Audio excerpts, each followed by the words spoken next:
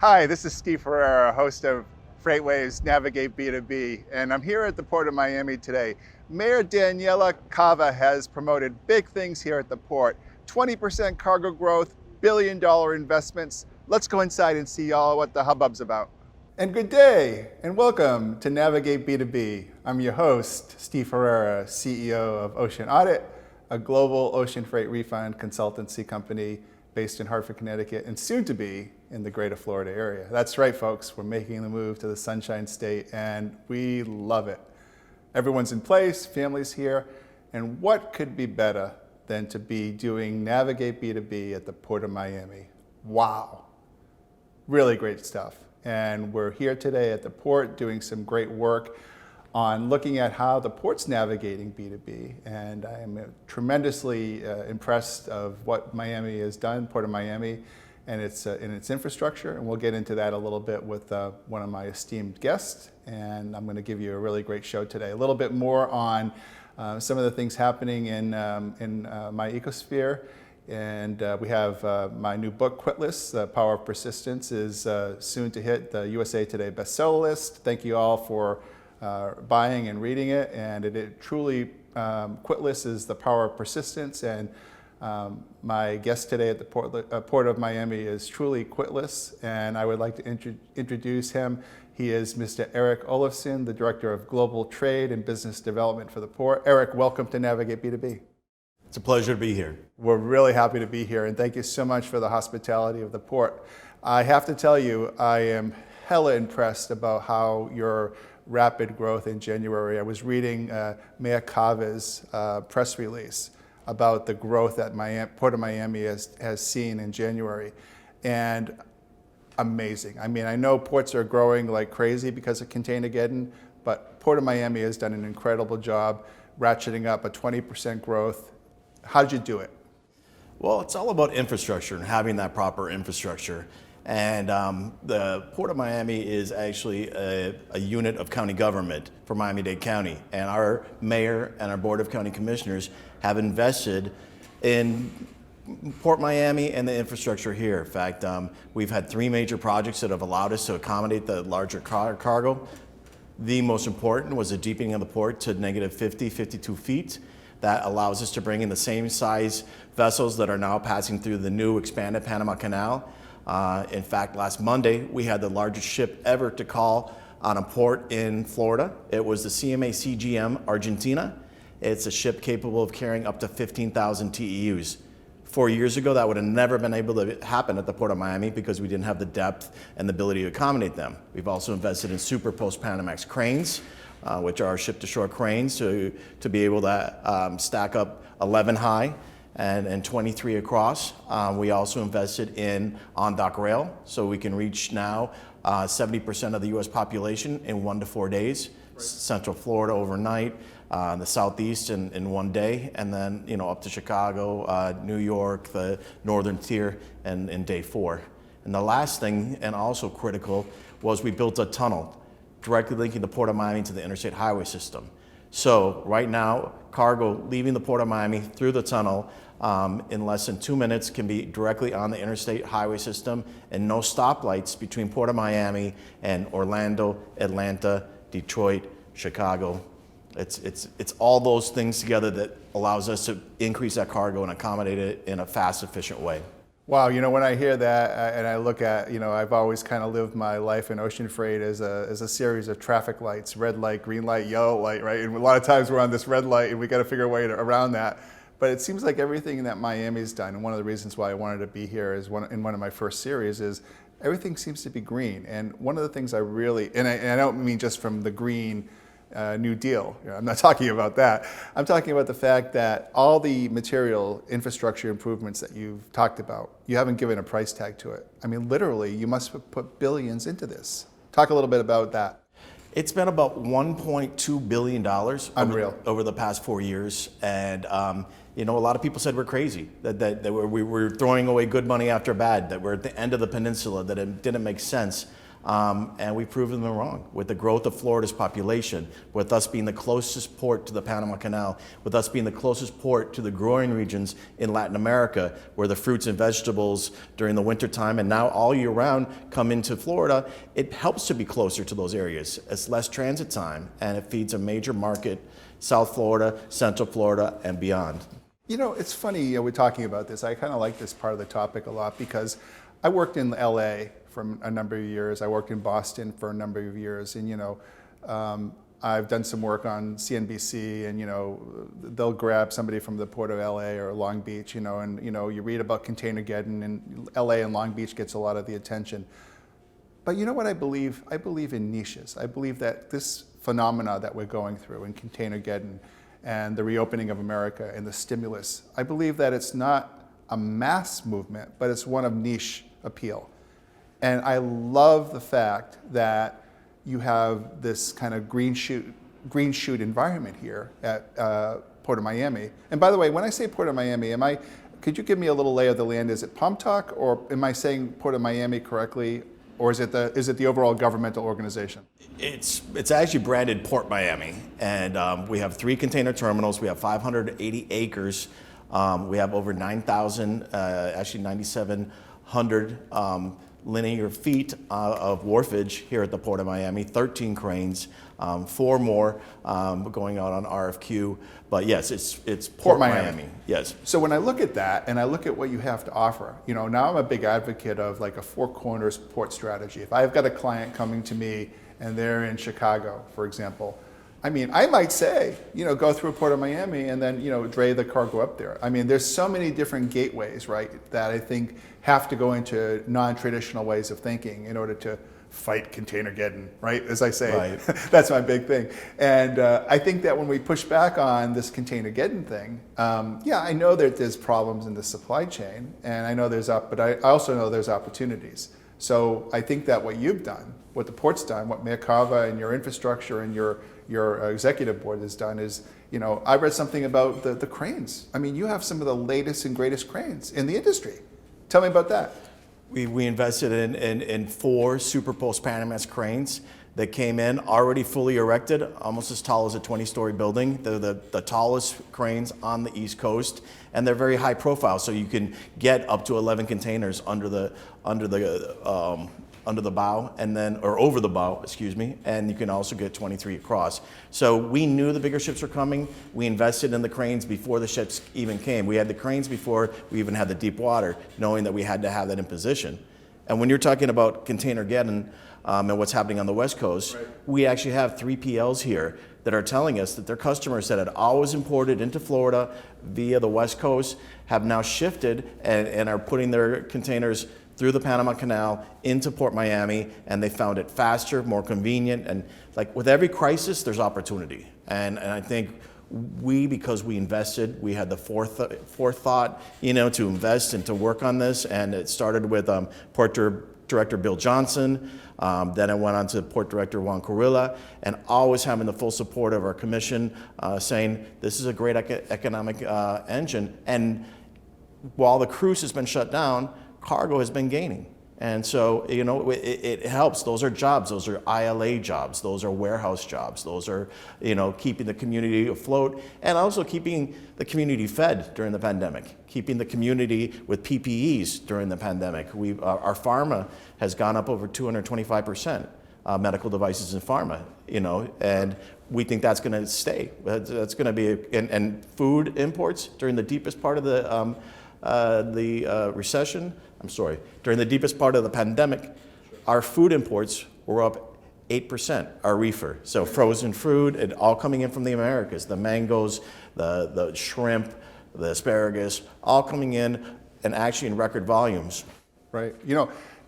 We're watching my interview. I'm Steve Ferreira, CEO and host of Navigate, CEO of Ocean, host of Navigate B2B. You're watching my special interview with Director Eric Olafson, the Director of Global Trade and Business Development here at Port Miami. Eric, one of the things that we talked about is I think that Miami has, how does the port maybe get more outreach to beneficial cargo owners across the country? Because with all the investment that Mayor Cava spoke about, I would think that you're just green-lighting yourself to attract a whole bunch of new people to the port. Now, we talked off camera about some of the new vessels coming in. Help give my audience a little bit of shade or fragrance for what the next couple months might look like in terms of the growth you're projecting, or maybe what 2 or 3 tidbits that might be happening at the port to foster that growth. Well, we are in regular contact with the ocean carriers. We have a cargo development team that includes 8 persons, including myself. We're in regular contact with the Maersk, the MSCs, the CMA CGMs, the Seaboard Marines, the OOCLs. All the major carriers come here to the Port of Miami and do business here. And we've seen with this record increase, we need to have communication with them. We need to tell them, about the advantages that you can have at Port Miami. We're willing to, start inspections at 4 a.m. during peak season of the perishables. And then we're able to stay late to make sure those perishables get to the customers faster and quicker. A lot of the perishables used to go up north to Philadelphia, come back down to Florida, adding about 7 days of freshness that you lost. And every day it could be $10,000 worth of value that you just threw away by sending it north to come south again. And so we're actually, not only do we build and improve reefer racks and reefer yards here on port, we're also building a $57 million refrigerated facility here in Miami-Dade County to accommodate the increases in perishable growth. So we're not just in the port business, we're also in the warehousing business, because we need to have a complete state-of-the-art procedures from field, from farm to ship to the port, and then to the distribution centers and ultimate customers. And so we're investing in that because we know the growth is there, and we want to be at the forefront of that growth. Eric, one of the things that I wasn't going to go there in this observation, but it's something that just happened a little while ago, so I want to tell the audience about it because it left a real impression on me. But I noticed that a large port tenant or a large importer had happened to come through the port, and I saw how you pulled him aside. This is actually one of the importers that uses the Port of Miami. And I noticed how you so warmly pulled him to the side and had a chat and thanked him for coming into the Port of Miami. And I even think that you scheduling some time to make sure his needs and requirements are met. Excuse me. I love that approach to it. And tell me about your role in doing items like that, because I think that's part of the unwritten rule about ports, that we don't hear that. It's the outreach to the consumer. It's not just that we have the big cranes in the deep water and the tunnel or the rail. It's all about reaching out into that community so we have that regular contact with our customers. Because if they're having a problem, if they're having a delay, we have a perishables committee actually that meets once a month to get over those delays. We work with CBP, we work with USDA. We actually built an on-site inspection lab here at the Port of Miami for over $250,000 so that the inspections could be done here and not out at the airport. That's all for customer convenience. And the customer that you saw, we were talking about the foreign trade zone. Port Miami went to the Department of Commerce. We applied for a foreign trade zone permit, and now Miami-Dade County, any warehouse in Miami-Dade County can be a foreign trade zone where you can bring the product in, it can go to your distribution center, you can keep it for 6 to 7 months, and then re-export it and pay no duty on it at all. We have over 100. I think we are the largest foreign trade zone in the country right now, and we're definitely the fastest growing. But it's all about a service that, hey, we can save you millions of dollars. Because if I can save them money on the foreign trade zone, or I can get inspections to do priority for certain cargo coming in, they're going to appreciate that. They're going to come to Port Miami. You go to some of the larger ports and you try to get a hold of CBP or USDA, and you get a message, and you might get a call back in 2 weeks. I have actually been on the phone on Easter Sunday, trying to get cargo moved off the port with CBP, who answered my call on Easter Sunday and resolved the issue. So it's sort of like that white glove touch that we can do at the Port of Miami that keeps people coming here. By the way, Mayor Cava, personal note, I think you just have the headline for your next press release, white glove touch at Port Miami. So bank that. I think that's just great the way that you had alluded to how the port's doing that, because that's the kind of hands-on service that, as a CEO, I'm used to delivering. I expect nothing less than excellence. And when I get laissez-faire type service, I'll probably walk in another direction. Now, although our focus is on the maritime component and my niche in container shipping, as we talk about Navigate B2B here on FreightWaves. I know that the Port of Miami in general, is the largest, correct me if I'm wrong, is it the largest aviation import in the country, international cargo? Our sister agency at Miami International Airport is the largest importer of foreign cargo in the entire United States. In the whole U.S.? Yep. So hear me out on this. This is kind of why I bring this up. And I think it's a little bit of a pro and a con. I'm just wondering what you think of it. Now, Asia, right? Asia gets the headlines. Like I said, Gene Soroka, I talked to Sam Ruda at Port of New York who knows Juan quite well. And so we all talk about Asia, right? But, all the great work that you guys are doing at the crossroads of the world with South America, Central America, right? Your cargo mix is very, very diverse as opposed to LA. Talk to me a little bit about how the diversity helps and how it might even hurt. On the help side, it's great during the Great Recession that we had. When other ports were down 30, 40, 50%, we were down only 5%. And that was because Latin America did not go through the Great Recession as Europe and Asia did. Great point. So that was an incredible, having that diverse 3 different pots to come through. This year, when we had the pandemic, 33% of our trade is Asia, 14% is Europe, and 46% is Latin America and the Caribbean. But fortunately, since it all wasn't all in one bucket, we had 2 months where Asia trade was down 52%.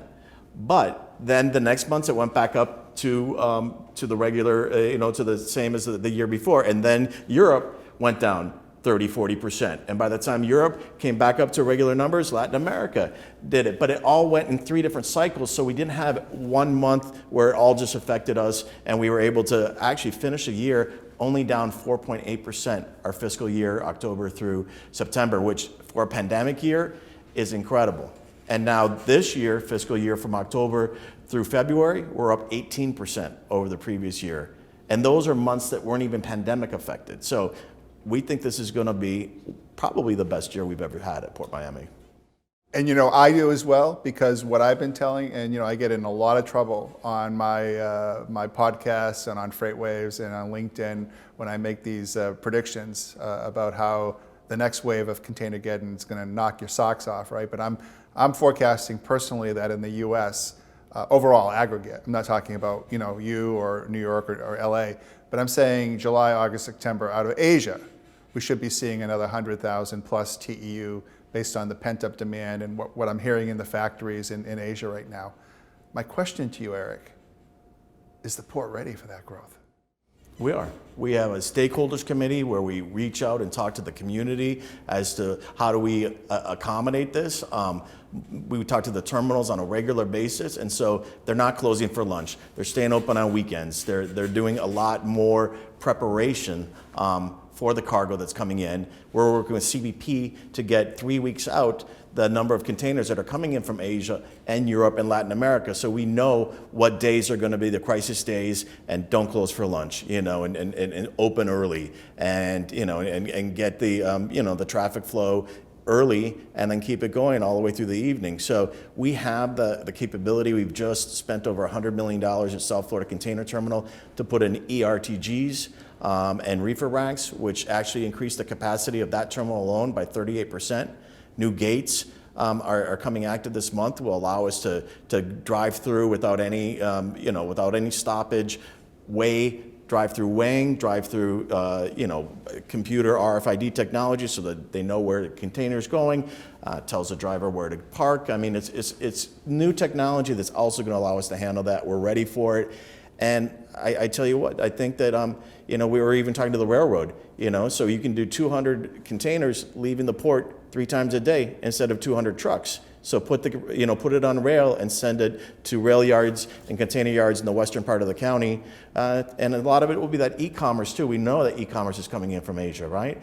We're the center of e-commerce here Amazon has 6 facilities here, including building on county land and Homestead, 1 million square foot warehouse distribution center. So we're talking to them, working out when the peak months are, and it's a community-wide effort. It's not just the terminals, it's not just the rail, it's everybody together working, knowing we're having, punch points, and then, pushing them through so that we don't have that congestion here.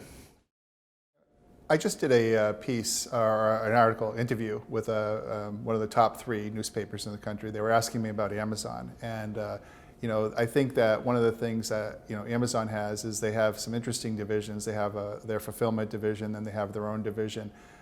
I don't know if this is the case, but do you think there's any anecdotal evidence that maybe one of the reasons why some of the bigger vessels are coming in is that the bigger e-commerce players are putting pressure on not pressure, or helping the ocean carriers make that determination? Definitely. I definitely agree with you on that. And interesting. We've seen a big switch. I would say in the last 10 years, the Savannah model was the model to go after.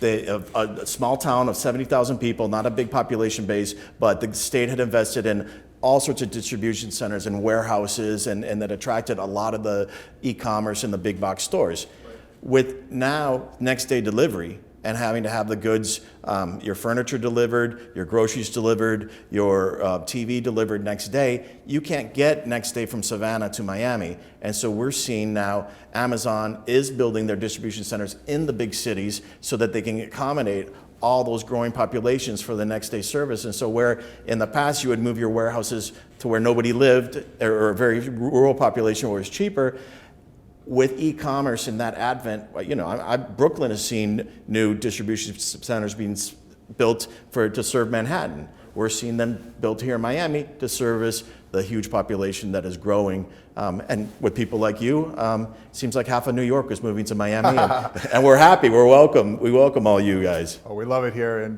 we're really sure this is the right decision. As far as the growth is concerned, and I talked to some of the real movers and shakers in LA about infrastructure. And one of the things that always comes up in LA is trucking and wait times and gate out times, and drivers get turned away on this nasty thing called container-geddon, right? And we're kind of in the soup of it, and I do think that we're going to get more into the soup of it in the summertime. However, with regards to, say, trucking and power and infrastructure, how is the port smooth that out so that somebody that wants to come in, wants to be a port, wants to come in through the Port of Miami, has the assuredness that they're going to have the right gate times, the right hours?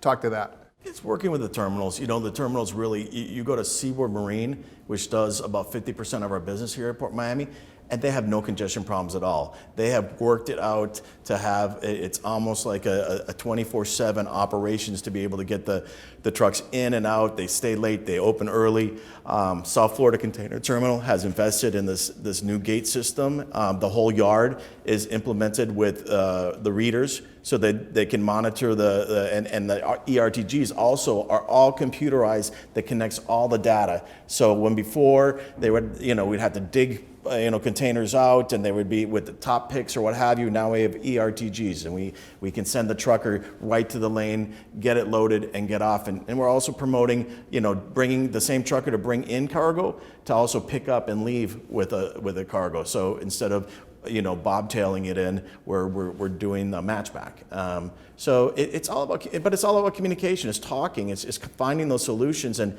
I guess we're lucky that we sort of built more infrastructure than we needed, and now it's like you build a house with 7 bedrooms, and it seemed empty when it was just you and the dog, and now you have 7 kids, and so we're able to fill all those 7 bedrooms, and then we haven't stopped. We have a phase 2. It's for new ERTGs, and new cranes. So it's ERTGs. Can you help me? I'm sure I know what it is. What's the definition for our audience? It's electric rubber tire gantries, cranes. Great. Thanks for clarifying that. In the terminals, yeah. And so that before we moved everything with a top pick, and you top picks can get a lot more space, and they can't do 4 wide and 5 high, I'm thinking out loud, and it just came to me about the new cranes and the ETRGs? ERTGs. Sorry. The technology, right, and the forward planning, the futuristic planning. It seems that the port's found its niche, and that's something that the shipping public, may or behoove themselves to take advantage of. Now, I know that it will come with additional Asia cargo as the e-commerce gets bigger, But one of the things that you and I talked about off camera some days ago, one of the stories that's really interesting to me is the COVID story, right? How we talked about things that you wouldn't, I can say it on TV, underwear, right? How underwear and COVID garments, surgical gowns, that might have come from an El Salvadorian factory that was producing something. But you told the story so well, and I'd like to give the audience a little bit of flair because, as I said, I don't want this to all to be about Asia. I want it to reflect the spirit of the people in the region. And I love the COVID story on diversified commodity on garments. Talk about how you've achieved that. Well, for the past 10 years, we've had what we call the Threads Express, which brings cotton and cloth coming down from Charlotte, North Carolina via rail to Port Miami, and then that cotton and cloth goes to ports in Honduras and Guatemala, where it is also then shipped to the factories of Gildan, Fruit of the Loom, Champion, Just My Size Pantyhose. You name the brand, they have a factory. Hanes in Latin America, yes. In Central America, also in Nicaragua, El Salvador. So what happens then is that cotton or cloth is then made into socks, t-shirt, underwear, casual clothing, sent back to Miami and then back up to Charlotte for distribution nationwide. And the interesting thing was during the first part of the lockdown, we realized that all that our facial masks and a lot of our medical equipment, especially with hospital gowns and sanitized masks and what have you, was coming from China, and that had been shut off. So these plants were very flexible, and within about 3 weeks, they were able to not just make socks and garments and t-shirts, but making the masks, making the hospital gowns, making sheets. We also saw the same thing in the Dominican Republic. So these American companies were flexible enough, and then they were so close to the United States that now they were able to provide the United States the needed PPE in 2 days instead of 26 days to 36 days, depending on the rotation.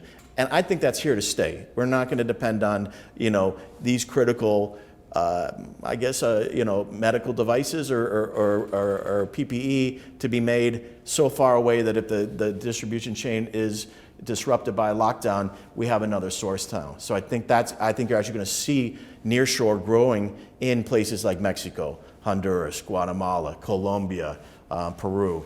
And that's all part of your business. That's our bread and butter. We're the gateway of the Americas. So that's really one of the amazing parts. But I think the story even goes much deeper. I remember my son was born here in Miami in 2005, and we lived in Doral. And I know you can drive all around like Doral and Hialeah, and you'll see the marble shops. And there's such a diversification. For those that don't know, Miami has a tremendous marble and not porcelain market, but marble tops and marble decorations. So what I love about that, Eric, is how the community involvement, the fact that you've got so many marble importers here, and their business has grown because marble's one of your top commodities that's growing. It's gone actually from number 7. It's gone from number 7 to number 2 import commodity. What I love about it, though, it's the not all mom and pop, but there are a lot of small businesses that are taking advantage of this hot economy, and they're getting the product in, and it's all part of the home improvement. I think that's fantastic. And we talk to them, it's a heavy load, and the reason that it's booming is because people have been in their house for a year, and they didn't take a family vacation, they got a stimulus check or two, and they decided that they wanted to be able to remodel. And so everybody wants a granite countertop. Everybody wants a marble bathroom. And so that's driving huge imports in marble, granite, and tile. And then another thing, furniture. Last January, furniture was number 24 of all the commodities coming in. This January, it was number 1. People they're sitting in their couch. Their home office is now their office. And so couches that used to get replaced every 15 to 20 years are getting replaced immediately. I'll tell you what, I'll make a good analogy. So they're sitting in their home office. They're eating their melons. They've got their beautiful, fragrant tobacco, and they've got the marble tiles. So I mean, everything that you need to be in a pandemic and have a stay-at-home experience, you can get right here at the Port of Miami. All brought to them via the Port of Miami. Miami. Port Miami, excuse me. Of course. And so this has actually been one of the funnest interview I've done. I think Eric has, I want to thank my guest so much, Eric Olafson, the Director of Global Trade and Business Development at Port Miami. Eric's done a great yeoman's job in explaining how Miami is different and what we can see and expect both from the pre and post effects of Containergeddon. And I think as we go into the reopening of America, it's clear that the Port Miami is a vibrant alternative for many beneficial cargo owners and stakeholders in the game. So Eric, I want to thank you so much for the time today. Thank you for the generous invitation to be here. How can people learn more about the port? Visit us at our website, and it's portmiami.biz, and we're open for business, and it's B-I-Z, portmiami.biz, and our team is welcoming anybody to come in. We answer all questions, and we will give you the white glove treatment that you deserve. Well, I think you're going to have a lot of new friends and followers on LinkedIn. Thank you again for your time. Thank you. Okay, so thank you again for watching Navigate B2B. It's great to see you guys, and have a great day.